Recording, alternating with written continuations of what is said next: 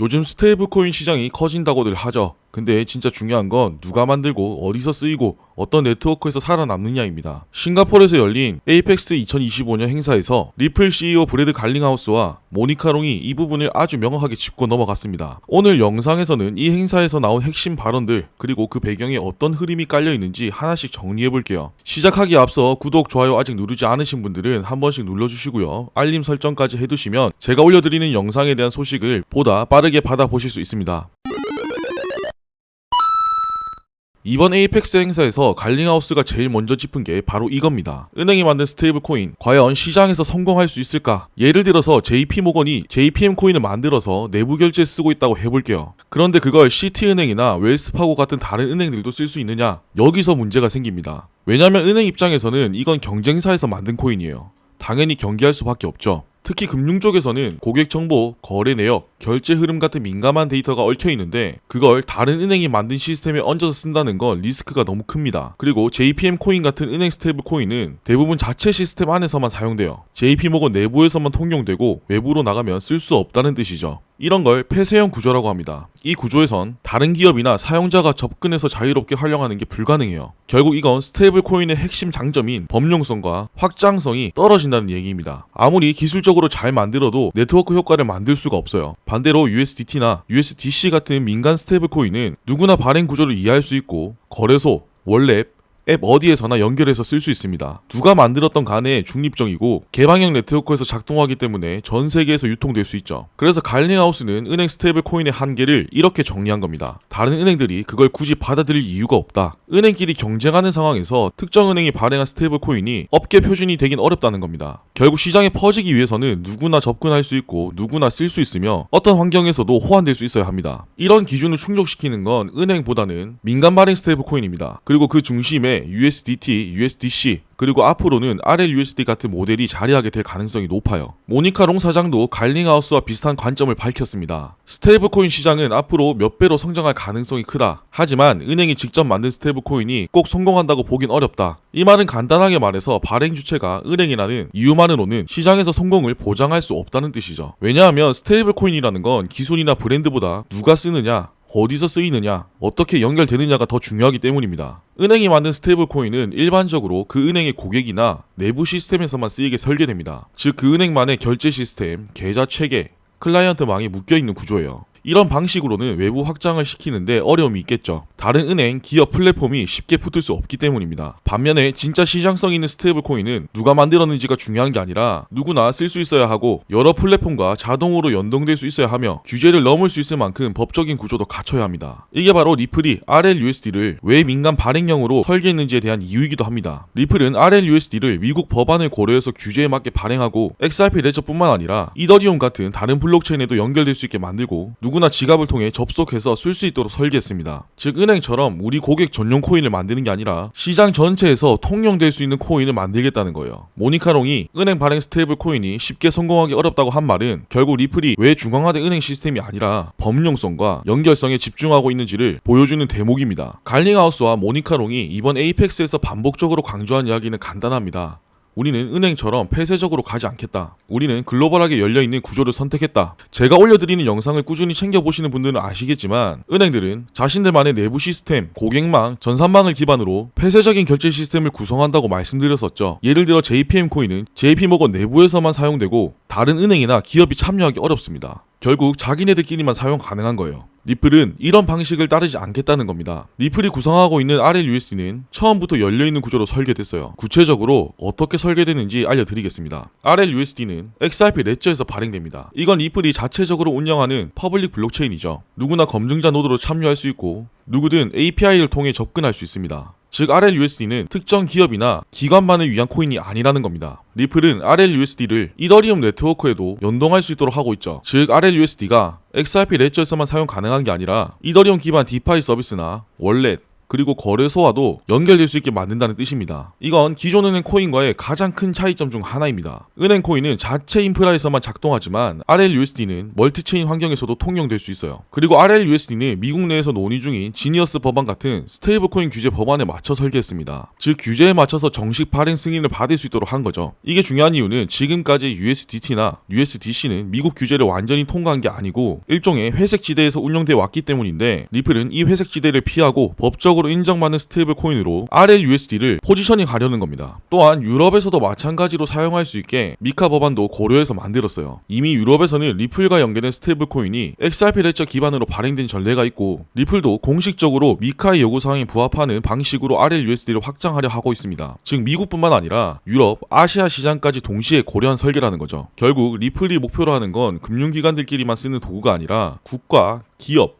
개인, 누구나 쓸 수 있는 글로벌 결제용 스테이블 코인입니다. 이런 방법은 XRP의 활용 범위와 수요를 뒷받침하는 핵심 인프라가 될 거예요. 이번 행사에서 밈코인 얘기도 나왔습니다. 여기서는 갈링하우스와 모니카롱의 입장이 조금 달랐습니다. 먼저 갈링하우스는 밈코인은 과대평가된 영역이라고 부정적인 입장을 밝혔어요. 그나마 도지코인 정도만 예외일 뿐 대부분의 밈코인은 시장에서 오래 살아남기 어렵다고 말했죠. 이렇게 말한 이유는 지금 밈코인 시장은 실사용보단 단기적인 돈벌이 목적이 대부분이라는 겁니다. 실제로 밈코인의 많은 프로젝트는 구체적인 서비스나 생태계 없이 상징성 있는 이름이나 밈 이미지 하나로 사람들을 끌어모으고 짧은 시간 동안 가격을 급등시킨 다음 개발이 멈추거나 사라지는 경우가 많아요. 결국은 제품이나 서비스가 중심이 아니라 투기성 자본만 흘러 들어가는 구조라는 겁니다. 즉 코인을 팔기 위해 코인을 만든다는 식의 프로젝트가 많다는 거죠. 갈링하우스가 특히 강조한 부분은 이런 밈코인들이 업계 전체의 신뢰를 떨어뜨린다는 점입니다. 지금 미국 정치권이나 규제기관에서 가상자산을 부정적으로 바라보는 시선은 여전히 존재합니다. 그 대표적인 인물이 바로 엘리자베스 워런 상원 의원 같은 규제 강경파들이죠. 밈코인을 예시로 들면서 가상자산 시장은 투기판이다, 실체 없는 자산으로 일반 소비자들을 유혹한다는 식으로 많이 이야기했어요. 즉 실제로 제품을 개발하고 인프라를 구축하고 규제에 맞춰 사업을 전개하는 리플 같은 기업도 같은 범주로 묶여서 비판을 받게 될 수 있는 상황이 발생할 수 있다는 겁니다. 이건 리플뿐만 아니라 블록체인 기술을 활용한 글로벌 결제 시스템이나 중앙은행 디지털 화폐인 CBDC 연계 사업, 그리고 스테이블 코인 생태계 같이 제도권 진입을 준비하고 있는 프로젝트들에게도 악영향을 줄 수 있습니다. 요약하자면 갈링하우스는 밈코인은 지속 가능하지 않고 업계 전체가 밈코인 이미지에 가려지고 있다, 이걸 지적한 겁니다. 그렇기 때문에 리플은 가격이 아니라 기능 중심의 설계, 자산이 아니라 제품 중심의 구조, 단기 이슈가 아니라 법과 시장을 고려한 전략을 기반으로 움직이고 있는 거예요. 반대로 모니카롱은 갈링하우스의 비판과 달리 좀 더 유연한 입장을 보였습니다. 물론 모니카롱도 밈코인 생태계에 문제가 많다는 건 인정했습니다. 사기성 프로젝트가 넘쳐나고 대부분 실질적인 사용처 없이 가격 상승만 노린다는 점도 분명히 언급했어요. 그럼에도 불구하고 밈코인 생태계가 블록체인 산업 전체에 기여한 부분이 분명히 있다는 게 롱의 입장입니다. 모니카롱이 말한 기여는 밈코인은 사람들을 블록체인 세계로 끌어들이는 입구 역할을 했다는 겁니다. 예를 들어볼게요. 암호화폐를 전혀 몰랐던 일반 투자자들도 도지코인이나 시바이누 같은 밈코인을 계기로 암호화폐 시장에 많은 관심을 보였던 건 다들 아실 겁니다. 모르는 사람들이 없죠. 이 과정에서 지갑을 생성해보고 거래소를 이용해보고 블록체인의 작동 방식을 접하게 됩니다. 이런 부분들이 시장 전체의 진입 장벽을 낮추는 효과로 연결되는 거죠. 여러분들도 처음 코인 시작했을 때를 생각해보세요. 국내 거래소는 한글로 되어 있으니까 그렇다 치더라도 해외 거래소 같은 경우에는 사용하기가 어려웠을 겁니다. 즉 밈코인이 없었다면 들어오지도 않았을 투자자, 개발자, 그리고 커뮤니티가 존재한다는 거죠. 또 한 가지는 자본 유입입니다. 밈코인 열풍이 발생하면 그로 인해 모인 자금 중 일부는 실제 유용한 프로젝트로 옮겨가기도 하고 인프라 개발이나 스타트업 투자로 이어지기도 합니다. 물론 전부가 그런 건 아니지만 시장 전체의 생태계 확장에 긍정적인 측면이 있다는 것은 부정할 수 없을 거예요. 결국 이건 리플 내부에서도 어떤 가치에 더 무게를 두냐의 문제와도 연결됩니다. 갈링하우스는 법적 안정성과 실사용 중심의 생태계, 제도권 진입 가능성을 중요하게 보는 입장입니다. 즉 규제 안에서 지속 가능한 구조를 만들어야 한다는 관점이 강해요. 반면에 모니카롱은 커뮤니티와 자생적인 성장력, 확산 속도를 중요하게 보고 있습니다. 시장이 커지기 위해선 진입 장벽이 낮아야 하고 다양한 참여자가 유입돼야 한다는 논리죠. 제 생각엔 기술적 안정성과 커뮤니티 확산은 둘 다 필요한 요소이기 때문에 대립이라기보단 역할 분담에 가까운 것 같습니다. 이번 에이펙스 2025에서 갈링하우스는 지금 시장에서 충분히 주목받지 못하고 있는 세 가지 영역을 직접 언급했습니다. 지금까지 스테이블 코인 시장은 거의 대부분 미국 달러 기반으로 움직여 왔습니다. USDT, USDC, 그리고 앞으로 나올 RLUSD까지 전부 달러와 1대1로 고정된 구조죠. 그런데 갈링하우스는 이제부터는 비달러 기반 스테이블 코인이 더 커질 수 있다고 봤습니다. 달러 외에도 유로, 위안, 엔화 같은 각국 통화와 연동된 스테이블 코인들이 실제 수요를 기반으로 빠르게 확장될 수 있다는 뜻이에요. 이게 왜 중요하냐면 많은 국가에서는 달러 의존도를 낮추려는 움직임이 계속되고 있습니다. 유럽은 자체 금융 독립성을 높이기 위해 유로 기반 디지털 자산 실험을 강화하고 있고, 아시아 국가들 역시 자국 통화 결제 시스템을 확대하려는 시도를 이어가고 있죠. 이미 유럽에서는 XRP 레저 기반으로 발행된 스테이블 코인이 이미 출시됐고, 한국에서는 정부 주도로 원화 스테이블 코인 법제화가 논의되고 있습니다. 이런 흐름은 리플 입장에서 기회입니다. 미국에만 의존하지 않고 각국 통화에 맞춰 다양한 스테이블 코인을 발행하거나 연결할 수 있기 때문이에요. 즉 RLUSD 이후에 다른 통화 기반의 스테이블 코인도 리플 생태계 안에 들어올 수 있다는 얘기입니다. 갈링하우스가 언급한 두 번째 포인트는 미국에서 논의 중인 스테이블 코인 법안입니다. 이 법안은 한마디로 미국에서 스테이블 코인을 어떻게 발행하고 어떤 기준으로 규제할지를 정하는 핵심이죠. 지금까지의 스테이블 코인은 명확한 규제 없이 발행되어 왔기 때문에 미국 내 제도권 금융에서는 사용이 어려웠습니다. 왜냐? 규제가 애매해서 은행이나 기관 투자자들이 공식적으로 사용하기 껄끄러웠기 때문이에요. 근데 RLUSD는 만들 때부터 이 법안이 통과될 것을 염두에 두고 발행 주체, 준비금 관리 방식, 회계 기준, 규제 보고 체계 같은 걸 모두 반영해서 설계했습니다. 즉, 이 법안이 통과되자마자 RLUSD는 곧바로 미국 내 합법 스테이블 코인으로 자격을 갖출 수 있다는 거죠. 어떻게 해서든 미국 시장에서 합법적인 결제 수단을 확보하려는 전략이라 생각해요. 세 번째로 언급한 건 아시아 시장입니다. 갈링하우스는 유럽이나 미국보다 아시아가 실제 사업화 속도나 규제 명확성 측면에서 훨씬 앞서 있다고 평가했는데, 사실 리플은 이미 일본, 싱가폴, 홍콩에서 송금 인프라 구축이나 CBDC 실증 테스트를 진행 중이죠. 아시아 지역은 미국과는 반대로 규제가 명확하고 속도가 빠릅니다. 조건만 만족한다면 곧바로 사업 시작이 가능해요. 그렇기 때문에 리플에게는 사업 안정성과 확정성을 동시에 확보할 수 있는 환경인 거죠. 갈링하우스가 이걸 강조한 이유는 이제는 미국만 보고 전략을 짜는 시대가 끝났다는 걸 보여주기 위해서입니다. 갈링하우스가 강조한 핵심을 정리해보자면, 첫째, 달러만 보지 말고 다른 통화 기반의 스테이블 코인을 준비해야 한다. 둘째, 미국 규제에만 휘둘리지 말고 오히려 규제 기준을 맞춰서 제도권에 들어가야 한다.